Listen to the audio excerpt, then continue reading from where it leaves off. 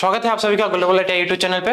बच्चों ये ITI first year के सभी ट्रेड के लिए ये क्लास होने वाली है। ठीक है, ये क्लास पार्ट 14 है। इससे पहले की जो भी क्लास है वो क्लास आप लोग ग्लोबल आईटीआई के यूट्यूब चैनल के प्लेलिस्ट पे बनी हुई है। प्लेलिस्ट का नाम है ITI first year workshop calculation.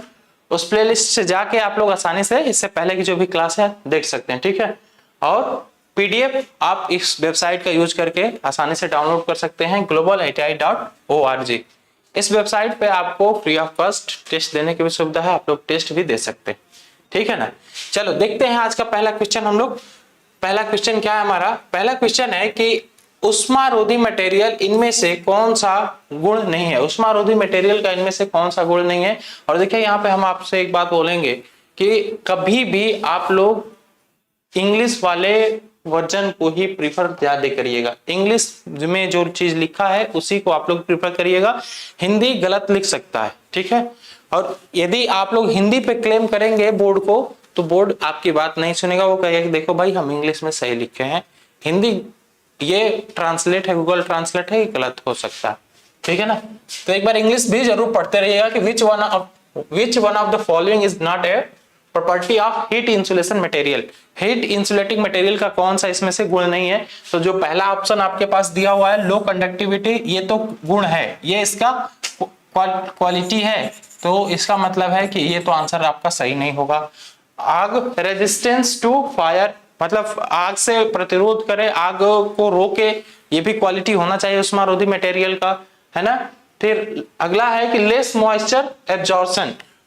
Moisture कब एब्जॉर्ब करे? भाई मॉइस्चर अधिक एब्जॉर्ब करेगा तो वो तो एक तरह से कि उसका बैड क्वालिटी हो जाएगा ना इंसुलेटिंग मटेरियल का, तो ये भी इसका क्वालिटी है। ठीक, इसके बाद फिर डक्टिविटी ये हो जाएगा कि डक्टिविटी इंसुलेटिंग मटेरियल का क्वालिटी नहीं है। ऑप्शन डी एकदम करेक्ट हो जाएगा। ठीक है ना, डक्टिविटी तन्यता इंसुलेटिंग मटेरियल की क्वालिटी नहीं है। ये तो किसी मेटल की बात करते हैं ना, मेटल में टेंसाइल स्ट्रेंथ देखी जाती है, तो तन्यता की बात हम लोग मेटल में करते हैं।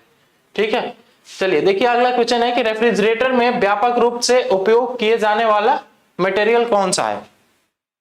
जो आपका रेफ्रिजरेटर है, रेफ्रिजरेटर के अंदर कौन सा मटेरियल डाला जाता है ठंडा करने के लिए, जल्दी जल्दी वो ठंडा करे, या फिर ये कहिए कि जब एक बार फ्रिज काफी अच्छे से चल जाता है तो कुछ देर तक उसमें ठंडा भी बना रहता है ना।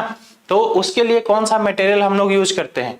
जो आपका थर्माकोल है, थर्माकोल तो सब लोग जानते हैं कि थर्माकोल किस लिए यूज किया जाता है। जो आपका पानी का बोतल है, अरे जो टेम्परेचर को मेंटेन किया रहता है कुछ देर तक, कुछ देर क्या लगभग 24 घंटे 28 घंटे तक मेंटेन किया रहता है। यदि आप उसमें ठंडा पानी रख देते हैं या फिर गर्म पानी रखते हैं तो गर्म ही बना रहता है बहुत देर तक, और यदि आप ठंडा पानी रख देते हैं तो ठंडा पानी भी काफी देर तक बना रहता है ना। तो वो होता है आपका थर्माकोल। तो थर्माकोल का यूज तो हम लोग बॉटल में या जो भी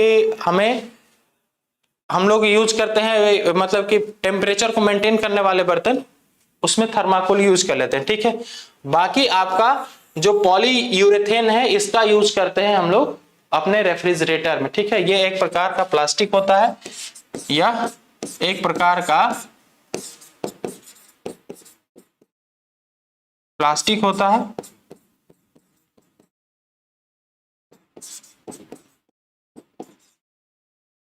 जो काफी फ्लेक्सिबल भी होता है। ठीक है, तो ये आपका ऑप्शन भी एकदम करेक्ट हो जाएगा। चलिए देखते हैं अगला है कि इनमें से कौन सा एक खराब उष्मारोधक है। यहाँ पे जो भी आपके सामने ऑप्शन दिए हुए हैं इसमें से कौन सा खराब उष्मारोधक है। उस खराब उष्मारोधक कहने का मतलब है कि ये कम ही टेम्परेचर पे जल्दी खराब हो जाए या फिर अधिक टेम्परेचर को सहन न कर पाए, बियर ना कर पाए, बस ये आपको बताना है। तो इसमें से ऑप्शन देखते ही तुरंत आपको क्लियर हो जाएगा कि भाई कांच ऐसा मटेरियल है जो ज्यादा उष्मा को सहन नहीं कर पाता है ना। थोड़ा सा यदि कांच पे टेम्परेचर पड़ता है तो कांच जल्दी चटक जाता है या जल्दी फूट जाता है। ठीक है, तो ऑप्शन ए एकदम करेक्ट हो जाएगा। देखते हैं अगला क्वेश्चन हम लोग, what is known for the temperature at which any solid melts into liquid. कोई भी सॉलिड मेल्ट हो जाता है लिक्विड में, मतलब कि एक सॉलिड मटेरियल है आपके पास, वो सॉलिड मटेरियल मतलब कि टेम्परेचर बढ़ाने पे गलने लगता है और गल के क्या हो जाता है, वो लिक्विड फॉर्म में चेंज हो जाता है। तो ये कौन सा क्वालिटी कहा जाता है मटेरियल का, तो इसको कहते हैं हम लोग गलनांक। भाई एक स्पेसिफिक टेम्परेचर पे यदि कोई मटेरियल गलने लगता है, कोई मटेरियल सॉलिड से लिक्विड में चेंज होने लगता है, परिवर्तित होने लगता है, तो उसी को हम लोग क्या कहते हैं, गलनांक कहते हैं। उसी टेम्परेचर को हम लोग गलनांक, मेल्टिंग पॉइंट भी कहते हैं। तो यहाँ पे ऑप्शन बी एकदम करेक्ट हो जाएगा। क्वथनांक क्या होता है कि कोई एक स्पेसिफिक टेम्परेचर पे जब कोई मटेरियल लिक्विड फॉर्म में चेंज तो पहले हो गया, तो वो हो गया हमारा गलनांक। इसके बाद जो लिक्विड फॉर्म में चेंज होने के बाद वो क्या होने लगता है, बॉयल होने लगता है। बॉयल होने लगेगा तो उस पॉइंट को हम लोग कहते हैं क्वथनांक या फिर बॉइलिंग पॉइंट। ठीक है, तो यहां पे आपसे पूछा है कि सॉलिड से लिक्विड में जा रहा है, सॉलिड से लिक्विड में जा रहा है, तो वो हो जाएगा आपका मेल्टिंग पॉइंट, है ना। चल अब देखिए यहां पे पूछा है कि what is the melting point of aluminium. Aluminium का मेल्टिंग पॉइंट क्या है। मेल्टिंग पॉइंट मतलब गलनांक पूछा है ना आपसे। मेल्टिंग पॉइंट मतलब क्या पूछा है आपसे, गलनांक पूछा है। मेल्ट हो जाता है मतलब कि सॉलिड से किस में चेंज हो रहा है, सॉलिड से ये चेंज हो रहा है लिक्विड में, है ना। तो गलनांक की यहाँ पे बात किया है। अब देखिए यहाँ पे हिंदी इसने क्या लिख दिया है, इसने हिंदी लिख दिया है क्वथनांक। इसीलिए मैं आपसे बोला हूं पहले ही कि आप लोग हिंदी वाले वर्जन को प्रिफर नहीं करोगे, आप लोग यहाँ पे प्रिफर करेंगे किसका, इंग्लिश वाले वर्जन का। ठीक है ना, आप इस पे चैलेंज भी नहीं कर सकते हैं बोर्ड को कि यहाँ पे क्वेश्चन गलत दिया हुआ था। आप लोग हमेशा इंग्लिश वाले को भी थोड़ा सा प्रिफर करते रहिए। चलिए देखते हैं, अब आपसे पूछा है क्या, गलनांक पूछा है। और किसका पूछा है भाई, एल्यूमिनियम का। एल्यूमिनियम का गलनांक पूछा है, तो एल्यूमिनियम का गलनांक कितना हो जाएगा आपका, 660 डिग्री सेल्सियस। देखिए मैं आपको एक टेबल दिखा दे रहा हूं, इस टेबल से आप लोग आसानी से याद रखिएगा, सारी जो भी आपके टेम्परेचर है सब टेम्परेचर याद रखिएगा। ठीक है, अब यहाँ पे कुछ मटेरियल मैं लिया हूं, सब बड़ा वाला टेबल है। हमारे साथ विवेक सर और शेख सर दोनों लोग बैठे हुए हैं, तो थोड़ा सा मस्ती करते रहते हैं हमारे साथ। ठीक है, चलिए यहाँ एल्यूमिनियम है। एल्यूमिनियम का देखिए मेल्टिंग पॉइंट कितना है, 660 डिग्री सेल्सियस है। और बॉइलिंग पॉइंट कितना है, 2519 है। देखो भाई सॉलिड से लिक्विड में चेंज हो रहा है तो ये तो कम टेम्परेचर पे हो सकता है, लेकिन अब उस लिक्विड को भी यदि बॉयल करना है, उस लिक्विड को भी यदि बॉयल करना है तो टेम्परेचर और बड़ा होना चाहिए, है ना। तो हमेशा एक बात याद रखिएगा कि मेल्टिंग पॉइंट का टेम्परेचर कम होगा और बॉइलिंग पॉइंट का टेम्परेचर अधिक होगा। जैसे एक बढ़िया एग्जांपल मैं आपको देता हूं, बर्फ एक क्या है भाई, बर्फ सॉलिड स्टेट है ना, वाटर का ही सॉलिड स्टेट है। बर्फ कितने टेम्परेचर पे चेंज होने लगता है, मेल्ट होने लगता है और पानी में बनने लगता है, ये आपका 0 डिग्री सेल्सियस से जैसे ही थोड़ा सा टेम्परेचर अधिक होगा, मतलब कि 0.5 कह दिए या फिर 1 डिग्री सेल्सियस कहिए, तो वहां पे आपका जो बर्फ है, बर्फ पिघलने लगता है पानी में, है ना। तो और ये जो पानी है आपका, पानी कितने टेम्परेचर पे बॉयल करता है, तो पानी को बॉयल करने के लिए हमें 100 डिग्री सेल्सियस टेम्परेचर की जरूरत पड़ती है। तो भाई यहाँ पे टेम्परेचर का आप लोग वेरिएशन देख रहे हैं ना, टेम्परेचर मेल्टिंग पॉइंट का टेम्परेचर कम है और बॉइलिंग पॉइंट का टेम्परेचर अधिक है। ठीक है, तो एल्यूमिनियम का मेल्टिंग पॉइंट का टेम्परेचर कितना है, 660 डिग्री सेल्सियस, और बॉइलिंग पॉइंट कितना है, 2519 डिग्री सेल्सियस। ठीक है, अब ऐसे ही कुछ कुछ इंपॉर्टेंट है, इसमें से मैं इंपॉर्टेंट वाला नोट कर दे रहा हूं, आपको थोड़ा सा हिंट कर दे रहा हूं। एक कॉपर का याद कर लीजिएगा आप लोग, कॉपर का कितना होगा। ठीक है, फिर अब एक इसके बाद एक मरकरी है, मरकरी का भी देख लीजिएगा थोड़ा सा। फिर निकिल का याद कर लीजिएगा आप लोग, निकिल का कितना होता है। ठीक है, निकिल के बाद फिर सोडियम का देख लीजिएगा थोड़ा सा। सबको याद करने की जरूरत नहीं है, जो इसमें से इंपॉर्टेंट है बस उतने ही याद कर लीजिए, उतना से काम हो जाएगा। ठीक है, तो एल्युमिनियम का आपने देख लिया, कॉपर का भी देख लिया, यहाँ पे मरकरी की भी बात हो गई। मरकरी का मेल्टिंग पॉइंट कितना है, -38 डिग्री सेल्सियस, और यहाँ पे इसका बॉइलिंग पॉइंट कितना है भाई, 357 डिग्री सेल्सियस। ठीक है, चल अब आगे देखते हैं हम लोग। एल्युमिनियम का यहाँ पे क्या पूछा है आपसे, देखो भाई फिर से यहाँ पे इसने ट्रांसलेट में गलती कर दिया है। यहाँ पे बोला है ये बॉइलिंग पॉइंट, जबकि हिंदी क्या लिखा है, गलनांक लिखा है ना। तो ये गलत लिखा हुआ है यहाँ पे। बॉइलिंग पॉइंट बोले तो क्या होगा, बॉइलिंग पॉइंट बोले तो ये होगा आपका क्वथनांक, क्वथनांक, ठीक है। तो यहाँ पे आपसे एल्युमिनियम का क्वथनांक पूछा है, तो अभी मैं आपको टेबल में दिखाया हूं कि एल्युमिनियम का क्वथनांक कितना होता है, 2519 डिग्री सेल्सियस होता है, ठीक है भाई। तो ये थोड़ा सा हिंदी इंग्लिश का जो वेरिएशन हो रहा है इसको थोड़ा देख लीजिएगा आप लोग, और ये कट करके इसको सीधा मतलब आप लोग अपडेट कर लीजिएगा इसको अपने पीडीएफ में, जो भी है जहां पे भी आप लोग क्वेश्चन लिखे होंगे।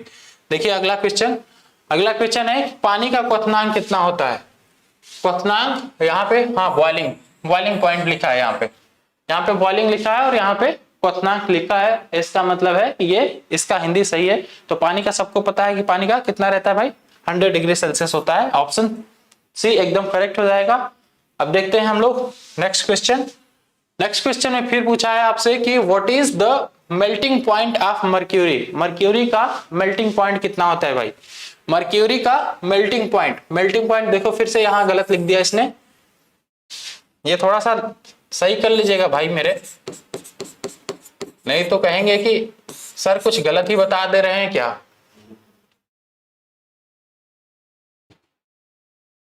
ठीक है, चलिए मेल्टिंग पॉइंट बात किया है ना, तो भाई मेल्टिंग मतलब क्या कि सॉलिड स्टेट से कितने चेंज हो रहा है, सॉलिड स्टेट से लिक्विड में चेंज हो रहा है, तो उसी को हम लोग मेल्टिंग पॉइंट कहते हैं ना। तो ये हो जाएगा आपका गलनांक हिंदी में। और मरकरी का गलनांक मैं अभी आपको दिखाया हूं कि मरक्यूरी का गलनांक कितना होता है, -38 degree Celsius. Option D, mercury का गलनांक -38 डिग्री सेल्सियस होता है और इसका क्वथनांक कितना होता है, क्वथनांक 357 डिग्री सेल्सियस होता है ना। तो नेक्स्ट क्वेश्चन में शायद यही पूछ ही दिया है, हाँ नेक्स्ट क्वेश्चन में आपसे बॉइलिंग पॉइंट ही पूछ दिया है, बॉइलिंग पॉइंट पूछा है। बॉइलिंग पॉइंट मतलब कि क्या पूछा है यार, क्वथनांक पूछा है ना, क्वथनांक पूछा है। ये गलनांक नहीं है, क्वथनांक पूछा है आपसे, तो ये हो जाएगा आपका 357 डिग्री सेल्सियस, ठीक है 357 डिग्री सेल्सियस। चलिए अब अगला क्वेश्चन देखते हैं हम लोग कि बल और इकाई क्षेत्रफल के अनुपात को क्या कहते हैं। बल और इकाई क्षेत्रफल के अनुपात को मतलब कि ये आपसे बोला है F divide by a. F divide by a किसका फॉर्मूला है यार, F डिवाइड बाई ए है आपके प्रेशर का फॉर्मूला। बल दाब बराबर क्या होता है, बल बटा क्षेत्रफल, है ना।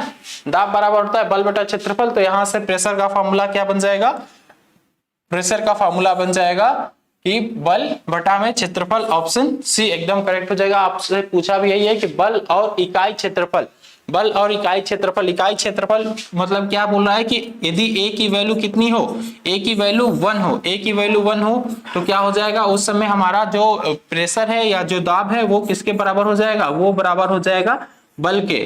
वो बराबर हो जाएगा बल के कब, जब इकाई क्षेत्रफल की हम लोग बात करेंगे, जब हमारा क्षेत्रफल क्या हो, इकाई हो, तो उस समय लगाया गया दाब बल के बराबर हो जाएगा, ठीक है। ऑप्शन सी एकदम करेक्ट हो जाएगा यहाँ पे। और वर्क का फॉर्मूला आपसे पूछे तो वर्क का फॉर्मूला क्या हो जाता है भाई, W = F × D, F × D बल गुणे क्या हो जाएगा, यहाँ से बल गुणे विस्थापन, यही होता है ना वर्क का फॉर्मूला, बल गुणे विस्थापन, ठीक है। पावर का फॉर्मूला क्या होता है, पावर का फॉर्मूला लिख लीजिए, P = क्या होता है यार, W/T, W/T। और इसको यदि आप लोग बल के फॉर्म में लिखना चाहेंगे तो क्या हो जाएगा, F × D/T, F × D/T, ठीक है।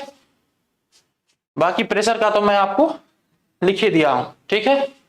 तो ये था आपका आज का ऑब्जेक्टिव क्वेश्चन वर्कशॉप कैलकुलेशन का। बाकी अब हम लोग नेक्स्ट क्लास में देखेंगे।